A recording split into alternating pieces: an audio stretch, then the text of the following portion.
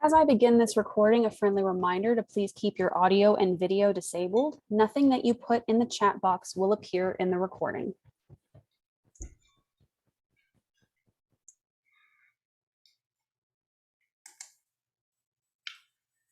Okay, well, good morning, everyone. Good afternoon, good evening, wherever you're joining us from today. Thank you so much, Brooke and Panaga, for being our programming assistants with the City of San Antonio Public Library and the Adult Learning Program. It's been an absolute honor to be on this journey with us, our group, for the past year and a half as we bring health and wellness topics to you every week. So for this month, we have an amazing guest speaker, Dr. Sharbari Pargi, and I will introduce her in a brief moment. And just to get going, I will go ahead and start to share my screen as we focus on the topic for today. So welcome to our Daily Habits to Thrive, where every month we focus on a different topic of body, mind, well-being, and our series of OptimizeU. The idea is to optimize our universal needs in body and mind, and then to honor and recognize our unique aspects of how we go about doing that. So for the last year, we've been focusing on lifestyle medicine, evidence-based approaches, getting inspiration from positive psychology and other fields to help guide us in our everyday healthy habits. So these are our topics for this past year, beginning in January: well-being check-in. February, we focused on married to your life. March was focused on sleep. In April, it's moving into happiness into motion. May was food as medicine. And June, last month, was yoga and lifestyle medicine. And I have a special thank you to share in our next slide on this topic. And for this month, today, we will be focusing on lifestyle medicine and a unique look on applying it to teens and adolescents for their mental well-being. So we'll hop onto that in just a moment. So as we get going, I want to say a thank you and to celebrate the amazing event that was hosted in our great town of City of San Antonio a couple of weeks ago in celebration of the 8th International Day of Yoga. One of our underlying organizing bodies is I Do Yoga SA, a group of civic leaders, nonprofit group leaders, and volunteers from all over the city have gathered together every year to put together these free programs along the beautiful Riverwalk in downtown San Antonio. And so this year was no exception, and we had a beautiful turnout for the free event at the River Center, as well as the unique opportunity to partner with API. We want to give a great, huge thanks to API, the American Association of Physicians of Indian Origin, for selecting San Antonio as the city to host its 40th annual scientific assembly, focusing and inviting medical professionals from around the nation to convene and learn about the latest advances in healthcare and applying family medicine. So also in celebration and recognition of India's 75th year celebration of independence. So we were lucky enough to be selected to partner in putting together a wellness program focusing on our most amazing topic of yoga and lifestyle medicine. So we were able to provide with the local leaders of Dr. Hetal Nayak, with Seva International, as well as Om Ashram, and the local leaders for API, Dr. Anupama Gotimukula and Dr. Jayesh Shah. Thank you so much for your full support and promotion of healthy living right here in our beautiful city of San Antonio. And we also want to wish the next future president of API, Dr. Ravi Kohli, best wishes with next year's convention. So thank you for that. So without further ado, I want to welcome everybody that's joining us. And we usually like to ask who is joining us. If you would love to post in the chat where you're joining us from, if it's here San Antonio, if this is your first session that you're joining us, welcome. And then let us know also, checking in, what is your energy level? You know, how often do we pause and really get present with the proprioception, an understanding of where our body and our mind perhaps are and how they're showing up in this time and space continuum of life? So before we get into the sharing of the information and the knowledge and wisdom, let's get grounded and take a moment to pause. So as you type in the chat where you're joining us from, you can also share your energy level from 1 to 10, 10 being highest. You've had a great sleep, you're focused and concentrated, you have lots of mental energy, you're able to focus and have all of these wonderful energies showing up with you. Or 0, you haven't had sleep and you're kind of distracted everywhere with many different things pulling your attention. So recognizing our ability and capacity to check in frequently throughout the day allows us to then pause and make micro adjustments to pivot and choose ways to be healthier. So I invite you to practice our lifestyle medicine guidelines of having a big glass of water near you. So as we do our class, let's see if we can get a nice 8 to 16 ounces of beautiful water in our system, and then maybe set a time watch for 20 minutes or 30 minutes to move. So getting up and just stretching our legs, moving our big muscles, doing some squats or some stretches so that we bring more oxygen into our body and allow our attention and energy to sustain itself even throughout this one beautiful hour that we get to spend together. And if we do it every hour throughout our working days, imagine where our energy levels may be at the end of the day. So where is our focus right now? Thank you for joining us here. I see some comments here in San Antonio. Awesome. First session. Welcome. Thank you for being here. So as we begin to focus on our topic, we always want to say, where is my focus? Where is your focus for your health, your well-being? Or is our focus on those items that distract us or those duties that take us away from our ability to practice self-care on a regular basis? And as we look at our focus on teens, where can our teens focus? Is it on the competition, the social media, or is it on the internal sense of locus of our control and self-discipline?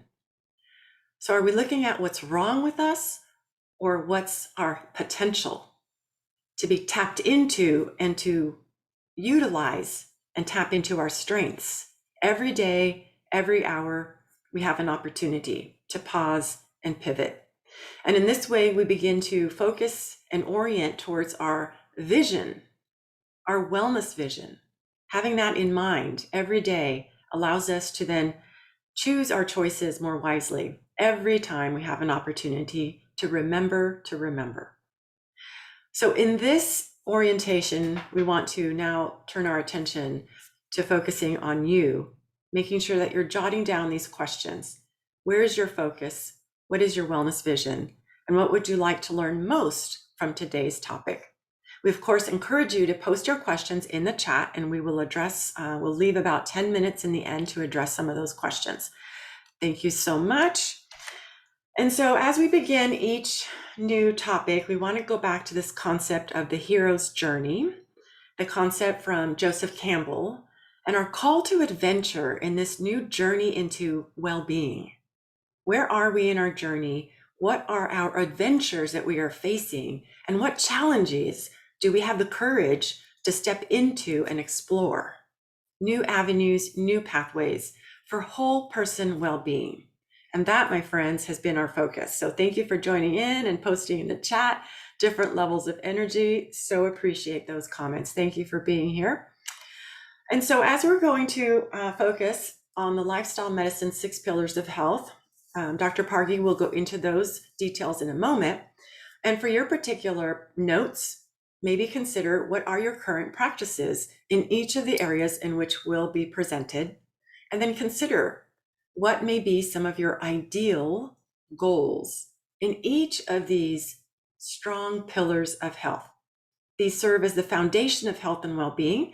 How are we showing up? What are our ideas of making that 1% improvement every day, every week, every month? All right, my friends. So today's topic, without further ado, is lifestyle medicine, mind and mood tips for teens. A truly relevant and important topic for our society, as well as around the world. As teens, adolescents, adults, everywhere, everyone is facing the increased pressure distraction, and many uncertainties in our work, home, and communities. So how do we apply some of these lifestyle medicine techniques, evidence-based approaches for the foundations of health in body and mind? So I would love to give a brief introduction to our guest speaker, Dr. Sharvari Parghi.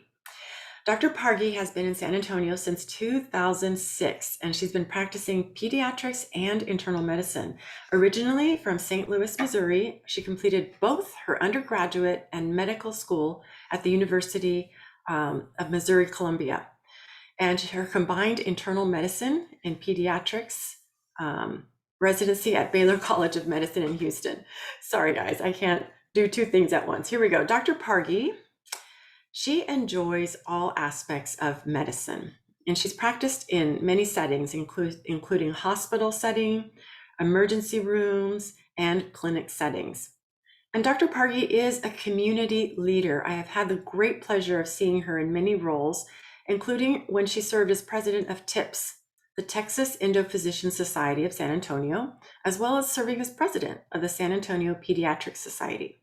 She's also helped to organize and create the Dare to Be a Superhero for the Kids 5K, which promoted childhood obesity awareness.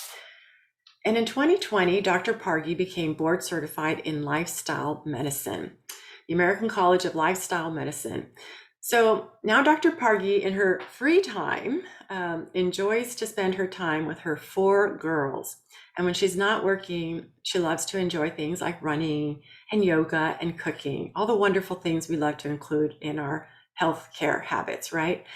So Dr. Parghi, along with her husband, a pediatric pulmonologist, both share a passion for medical missions. So to welcome Dr. Parghi as our guest speaker, I will go ahead and stop sharing my slides now, and we will welcome Dr. Parghi to share her slides. And when you are ready to get going, just let us know. And for those of you who have just joined us, please go ahead and type in the chat where you're joining us from. And if you have any questions during the presentation, please type them in the chat, and we will be sure to raise them in the last 10 minutes. Okay, And I will go ahead and turn it over to Dr. Parghi. Thank you for that great introduction. I'm just making sure everyone can hear me. I think my slideshow is on. Everything is good, right? You look good. Yep. So thank you. So I am kind of logging in from work. So thanks everyone for joining.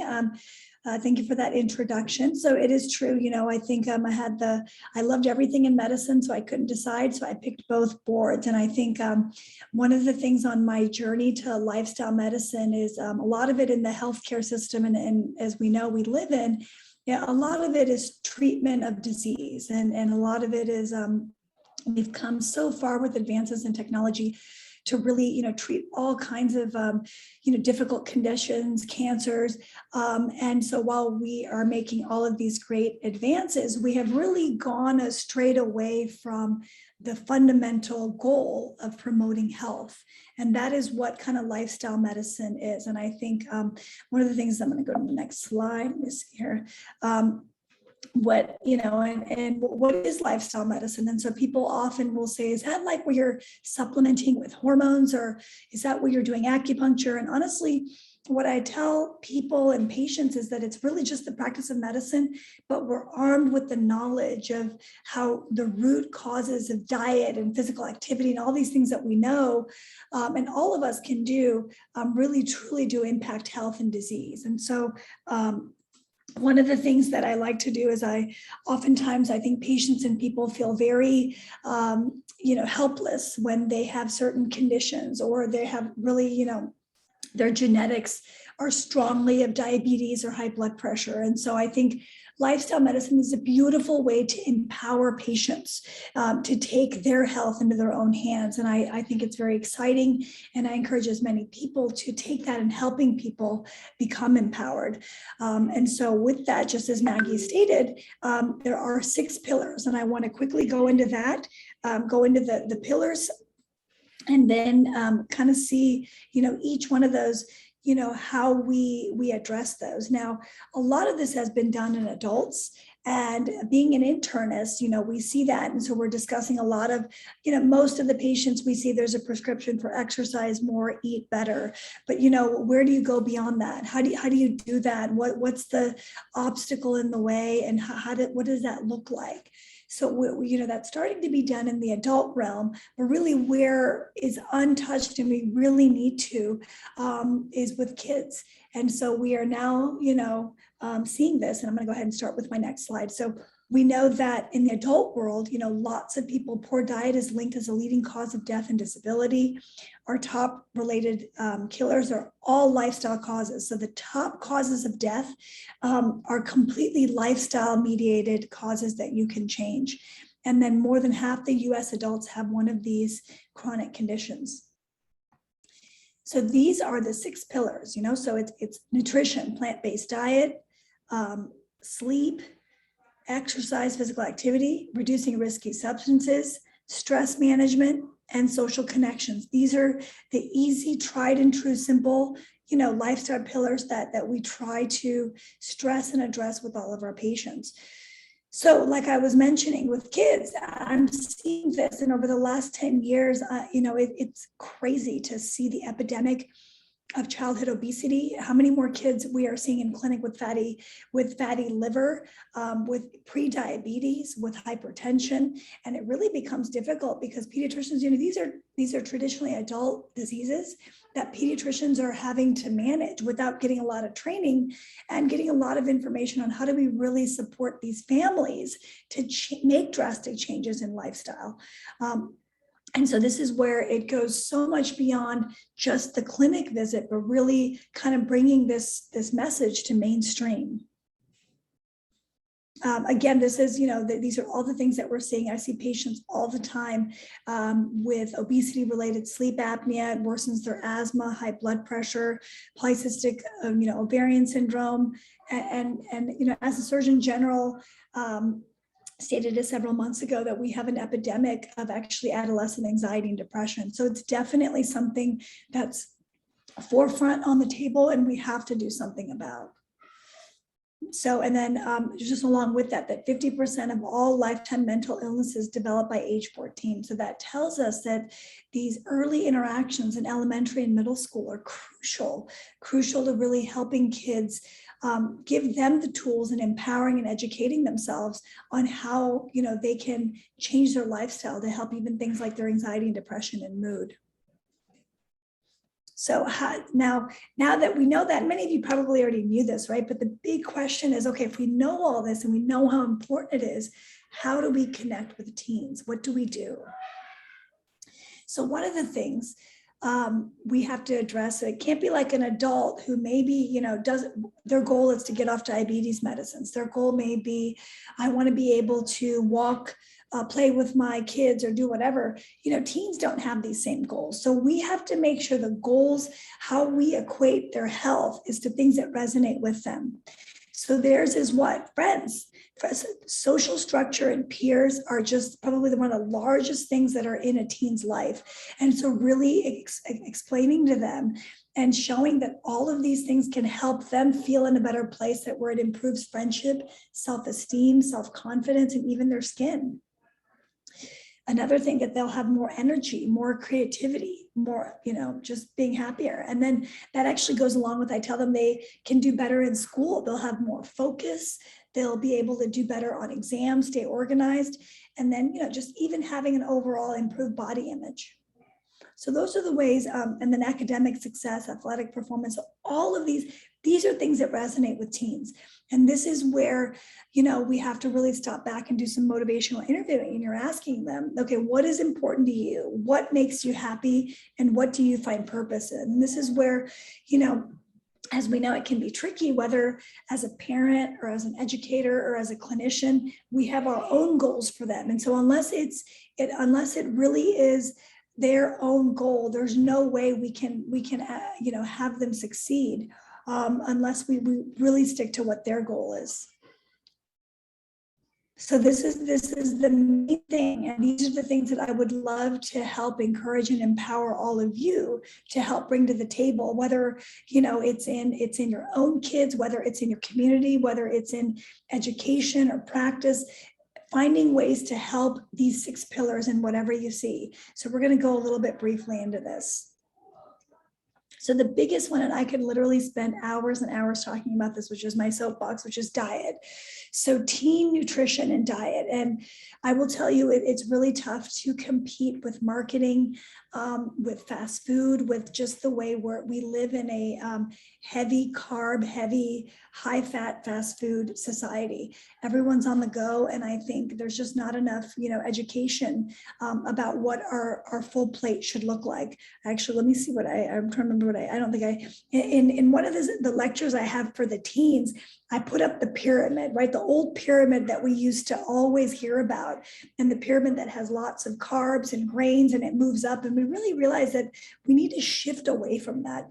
We really should be talking about lots of plant-based proteins. And I think there's so much, when we start these conversations, it can be a little bit putting off, because food is something, as we know, it's such an emotionally charged topic, because when we talk to teens, we're not just talking to teens, it's their family, who's providing the food, who's making the food. And so again, in all of these pillars, I think the biggest thing is to empower the teens to take a stakehold in their diet, in their nutrition. Oops, I went the wrong way. So one of the things that we talk about, and it's tough to do, honestly, if I have a 30-minute well visit, I try to hit parts of these, but it is tough. And so anytime they're seeing this, quickly, I talk to kids about eating a rainbow of fruits and veggies, and really, I talk a lot about, our taste profile changes, and it really takes a long time. And actually we're sort of fighting an uphill battle, because even the early foods that infants are now being, it's a lot of sweetened food, all these ready-made infant pouches, and there's so much hidden sugar. And so we really are stuck dealing with this epidemic of sugar and salt addiction. And so really just starting, really small. So instead of taking things away, having them add things, challenging them, and we'll get into the SMART goals, but really, really specific, measurable, small things they can do. So, do you think maybe you can add a vegetable or fruit, or what do you think? What do you like? And really getting them to become educated. I encourage all these kids to start experimenting in the kitchen. Find a friend, find a family member, have something fun, really making it where they have ownership, and it's not something that seems like a chore. Other things, there's so much education about teaching them what are nutrient dense foods and nutrient poor foods. So just because something, talking to them about like a breakfast cereal bagel versus something like a steel cut oats, what's the difference in, what they're eating versus how much vitamins and nutrients they're getting. And then really kind of telling them that, when we're eating things that have high sugar, your energy level crashes. And so somehow slowly, as they start eating, they need to feel that, eating better does make me feel better. And so just small doses of increasing their nutritional awareness. Okay, so that's the first pillar. Second pillar is physical activity. It is tough when we have record heat indexes of 107, but this is something, I think, generally speaking, kids have just become, so sedentary. And this is something we sort of struggle with, and this is another thing, again, how are we going to be important to resonate with teens? You can't just say you need to exercise. Not everybody loves to run. As soon as I talk to, adolescents, some of them, they don't want to go running. They don't want to do cardio. So you just have to, I don't use the term exercise. I use physical activity, because exercise can have different connotations, and it can be really off-putting for teens and adults. So I just stick to physical activity. And again, what is it? How can this help you? So definitely mood booster. Helps with anxiety. This is a huge one I tell kids a lot about, that when they're starting to feel stressed, and having healthy coping mechanisms. So as long as it's not crazy hot, maybe in the morning, after, even in the house, or finding ways to just become physically active. And then improving self-esteem. So talking about these as a reason as why it is important.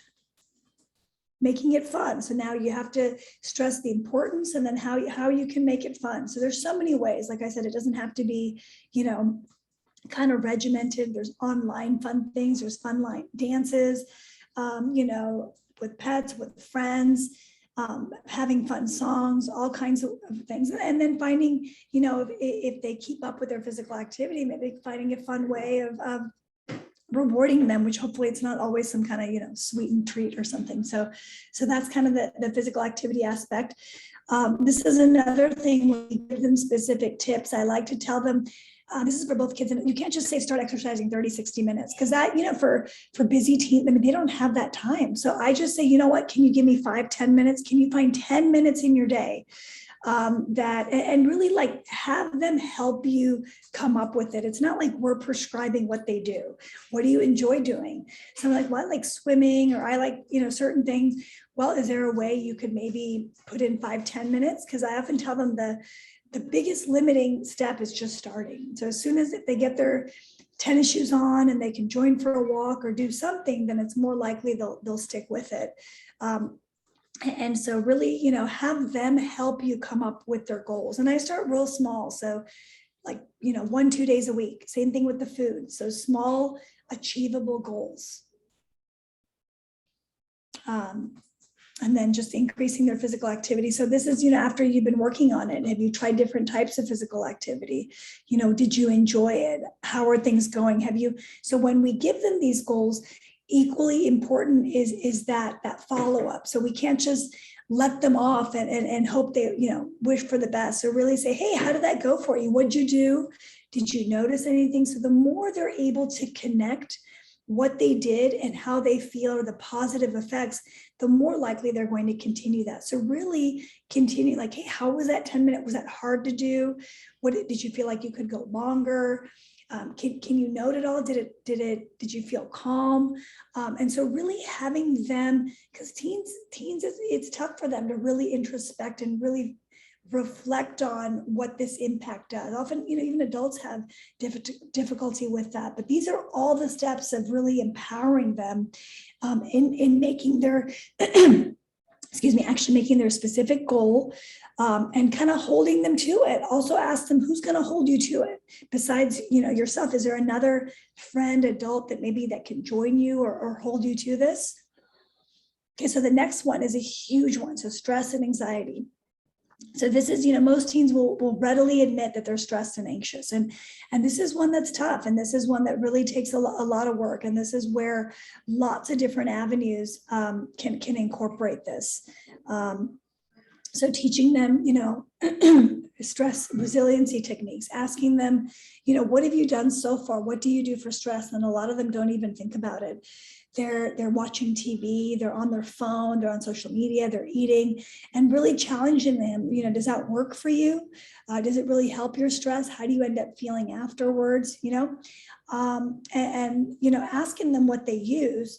And then we spend a long time talking about, when we talk about, breathing, meditating, a lot of them get intimidated because they feel like something, well, I tried it, but I couldn't focus, I couldn't concentrate. And first stepping back and just explain to them that it's a process, and just practicing it, starting to practice, it can help you decrease those feelings. It's kind of like Maggie was saying earlier on, it's these practices throughout the day where you pause, if it's, every hour, to just kind of check, like, where am I feeling? What am I feeling right now? And often so many kids and adults have this sort of just unsettling sense of, unease that they're not attuned with and that they don't know what to do with. And so I think that really finding a way to have them pause. And again, talking to them about how these simple practices can help your sleep, can help your mood. And most teens are really, really, interested in helping with those things.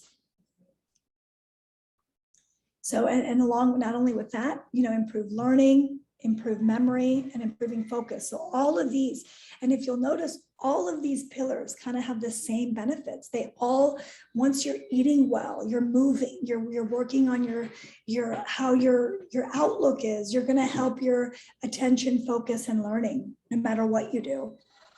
I'm sorry, this is a little bit small, but this is a beautiful, so there, we'll chat a little bit about it, but within the lifestyle medicine, there's this wonderful adolescent toolkit. This is a great way. So many teens, I think, are just struggling with the blues, feeling down, or full on what we would call clinical depression. And so really making sure these are sort of all of these 6 pillars. And so talking to them about, what can you do to help your mood? And so I think so many kids feel like, well, this is just going to the way it's going to be my situation, especially in the pandemic. But really, I think what we want to do, if one of the main things is I can leave with you all, is finding, educating, and empowering our teens that what they can do to help them. Okay, so the next pillar is maintain social connection. So this is huge. So, kind of talking to them, what are their high quality connections? What do they find? And this is where we really have to stop and pause, because unlike adults, the teenage brain and just development and puberty, social connections are paramount and a huge part of their self-confidence, self-identity, and self-worth. During the pandemic in general, actually, in fact, I feel like many kids have taken a little bit of some social steps back because of the pandemic, because they haven't had natural social interactions. And so, whereas we may feel like, well, we're okay if you connect with somebody here and there, teens really, really need to be seen, to be heard by their peers, not by adults and parents. And so really pushing them, what are you doing outside of school? What are you doing in the summer? Are you off your phone? Are you finding people face to face? What things are you doing to connect with people? And so really discussing the importance of that, and that, social media and Snapchat are not social connections. Social connections are truly when someone feels heard and seen and you feel accepted. And so really that's something to spend a little bit of time talking with them on. Okay, so the next pillar is sleep.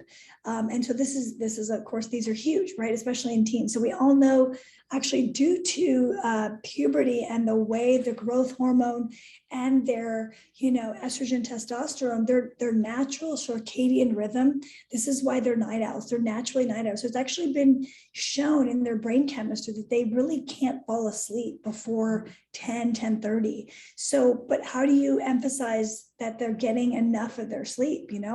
So they should be getting, they should be getting at least 7 to, actually, they should actually be getting 8 to 10 hours of sleep, which none of them are getting. Really talking to them about, how rested do you feel when you actually get a full night's sleep, like on the weekend, and no one can wake you up? How do you feel? And really stressing the importance of sleep. So, and then what helps them get a good night of sleep. And then another thing, same thing. So, when you are sleep deprived, have them, they all kind of walk, most of them walk around sleep deprived, but having them think about, how do you think you do when you're really sleep deprived versus a day that you were fully rested? And having them say, I do feel like irritable. I feel like I have less patience. I feel like my mood is not as great. And so really having them see that. And when they feel that sleep is a priority, only then will you see them and can you help them make these changes. So yes, all these kind of things we talked about.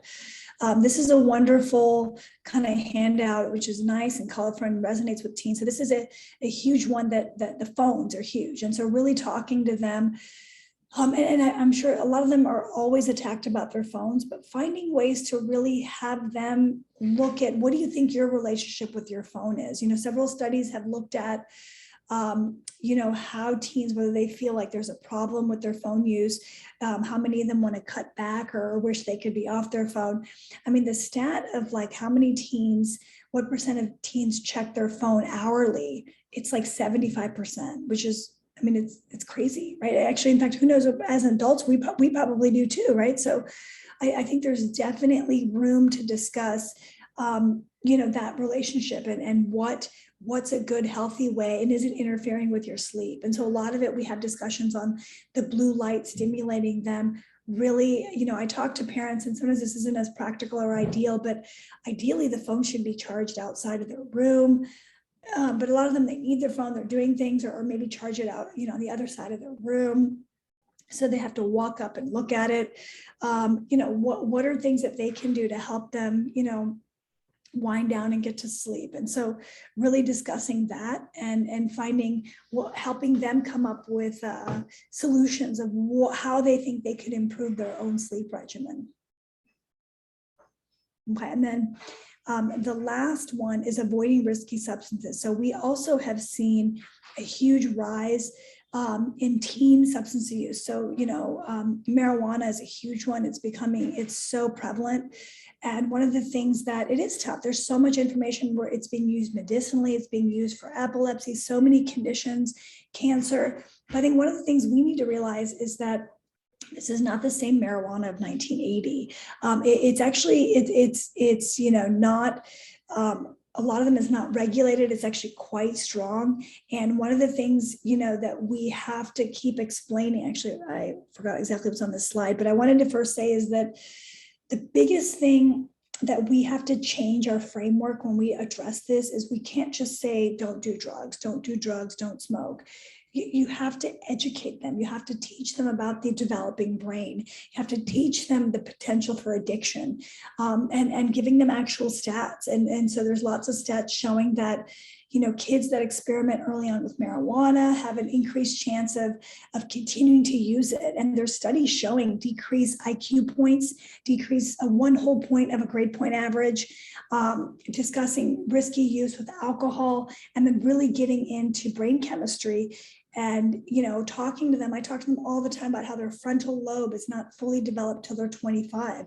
And so anything they're experimenting in their teen years is really risky, and it can affect the maximum growth and brain development in their youth. And so using a framework like that helps, rather than these blanket statements of, don't do drugs and don't try this or that. And so, empowering them, and then really talking to them about then stepping back and saying, why do you think people are using drugs? What do you think that does? And so really talking to them about, whether people are using it to numb sort of the pain of feeling down, or medicating anxiety, or, kind of boredom, or what kind of things are do you think people who they know that are using drugs, what is or they're wanting to be seen, or they wanting to be liked? And so really stepping back and saying, hey, what's a natural high? What's something that just makes you happy? And again, connecting to them in that regard. And then really having frank discussions. I first asked them, hey, what's going on in your peer group? What are your friends doing? Have your friends tried things? Or I start kind of with the people that are around, because their peer group, studies have shown that the peer group of teens is the number one indicator of what they get into and what they do. So I think talking to them about, have they been in these situations? What have they done? A lot of it is because just teens naturally or developmentally in their defense don't have the ability to have a lot of, foresight and really thinking about consequences. All these scenarios should be really discussed. Like, hey, what would you do if you went somewhere and there was, tons of alcohol and people smoking marijuana, and no one was able to drive you home because they were high? I mean, having these discussions of what would you do?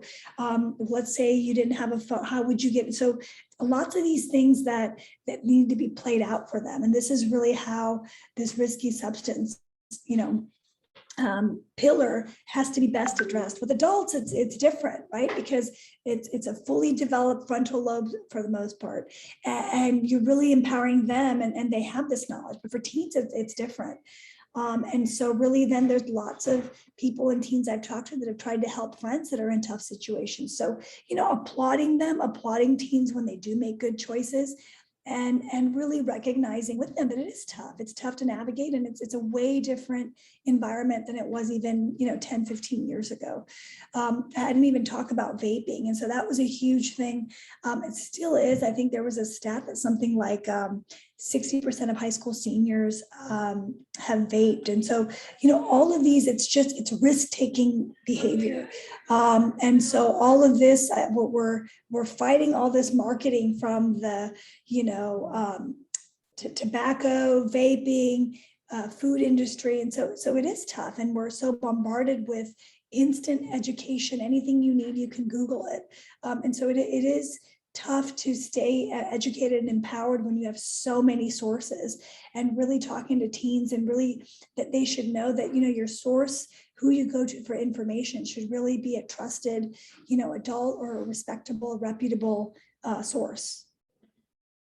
So this is, again, focusing on the natural highs. So what really brings them joy, what makes them happy. And then really, a lot of it is just, this is their own journey, as providers and clinicians and counselors and any of that. It's just our job is to protect them, and what path they take is their own, but really is helping to empower them, because at this stage, they're really looking to become independent, and they're really looking to figure out who they are.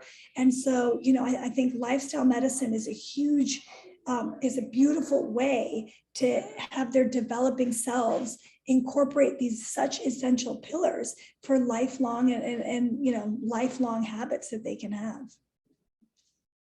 So just, as this beautifully says, is that when our lives are full with healthy relationships, physical activity, all of these things, that they're much less likely to turn to substances. And even the things about adults who had lots of social connections and had fulfilling lives as adolescents go on to have less incidence of depression. I mean, obviously there are people that have had traumatic, difficult, unfortunate circumstances.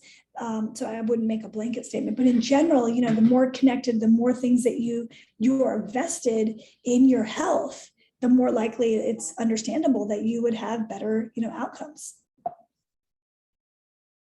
So finally, I just wanted to touch on SMART goals. So I mentioned with each of these pillars, we can't make blanket statements like, eat better, eat more veggies, exercise, try to be less stressed. And you really need specific. So SMART goals. So for those of you who may not be familiar, it's SMART, that stands for specific, measurable, achievable, realistic, and timely.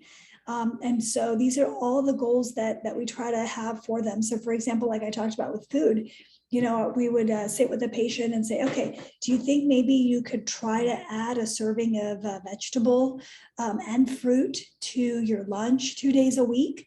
And so it has to be small goals, that's measurable, and they have to agree on it. If they're going to you can't say, oh, okay, you're going to exercise 30 minutes, 4 days a week. And it's not feasible. They have no way to get anywhere. They have nothing to do. And we have to have goals that are going to work. And then timely, meaning you can't just, have it for some long period. It has to be something measurable and that you can follow up and see how you're doing. So this is huge, actually with both adults and teens. And then, the biggest thing is you need to have the whole family on board. So I really encourage parents, because everybody's always trying to, find ways to improve their lifestyle. And so really engaging the family unit as a whole to, cook together, connect together, maybe go on a walk, maybe have an evening where everyone's internet free, devices free, and just kind of really going down and sharing individual health goals. So, to improve the health of a teen, you also have to look at the environment they're in. And so these goals are great that way for the family. And so this is just kind of an example of what we talk about. So this is a nice, through the adolescent lifestyle, toolkit. This is a great health goal that they can, okay, what is your SMART goal? And so this is a nice specific one, and they can check their goal. And then and I can't emphasize enough the reflecting on the goal, right? And then really saying like, well, what were your obstacles? Why do you think the goal was not achieved? And what can you do about those obstacles? Is there something you can do? Maybe this isn't the right time for that goal. Maybe if you're in an injury, you hurt yourself, and maybe we focus on another pillar now. And so really a lot of it, and then also not, a lot of the teens could they need to work on some self-compassion. They're often very critical of themselves. And so really letting them know that it's okay. You know, we're all works in progress, and just keep trying. And we have a long journey towards a healthier lifestyle. And I, tell them that I'm myself is continuing to improve on all my pillars in different ways. And so really helping them in a compassionate, supportive, loving format. So Maggie, I think I even finished below 35 minutes. I hope that wasn't too fast. I wanted to thank you all for your attention. And I do have my email for the practice where I'm at. And then, like I said, I actually work at a pediatric clinic as well as an adult clinic. And so if anyone wanted to contact me, I'm more than happy to get with you. And I will stop my screen sharing and open it up or give it back to Maggie. Wonderful. Thank you so much, Dr. Pargi. You are the A+ example of staying on time. I so appreciate that. And I know you have to run. So if anybody would like to ask any questions of Dr. Pargi, she's at clinic, so she's got to run. So please type in the chat anything that we can address right away. Otherwise, we'll go ahead and wrap up. Dr. Pargi, thank you so much for joining. It's been a pleasure to have you share what you do in your work and your particular passion for focusing on helping teens and adolescents.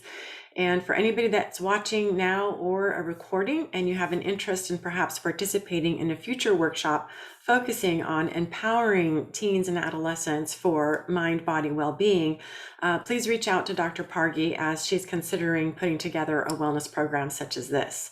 So thank you, Sharvari. Any final comments before you have to run?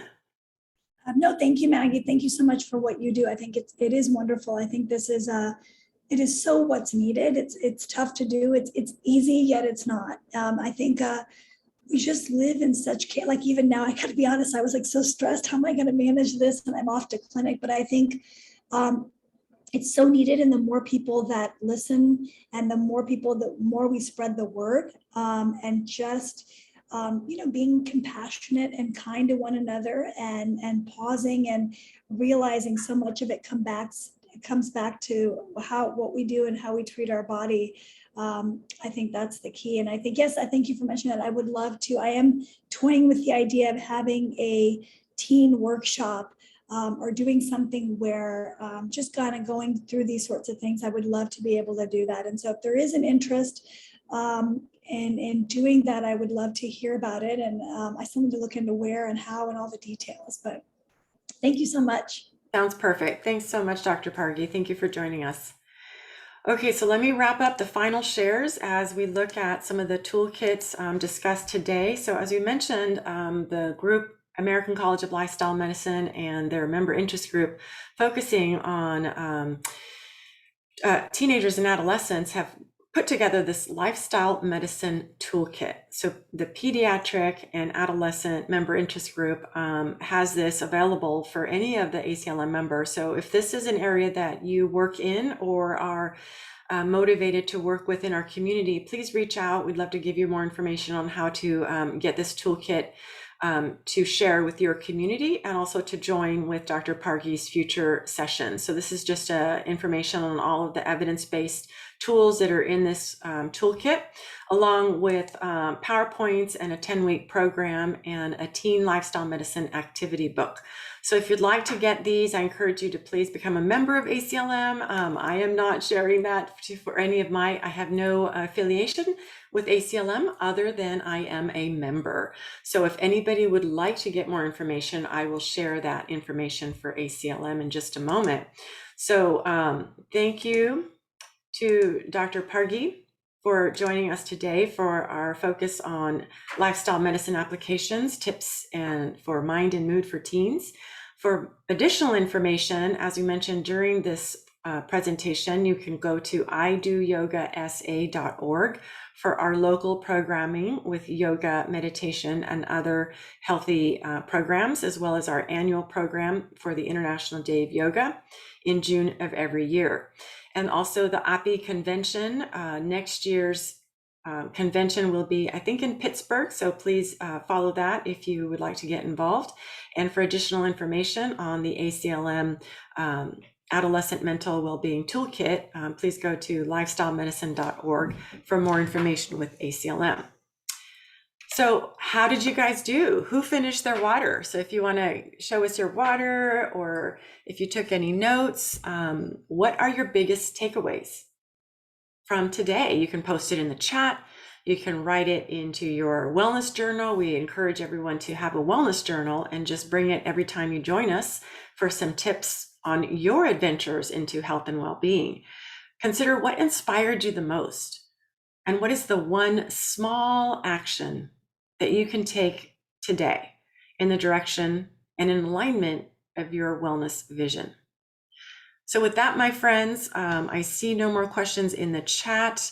We'll go ahead and introduce the next topic for next month, which is a look at ways to thrive in a toxic world. Join us on the second Wednesday of August, August 10th, again at noon Central Daylight Time. And you can register with the link that has been provided in the chat. So please join us next month.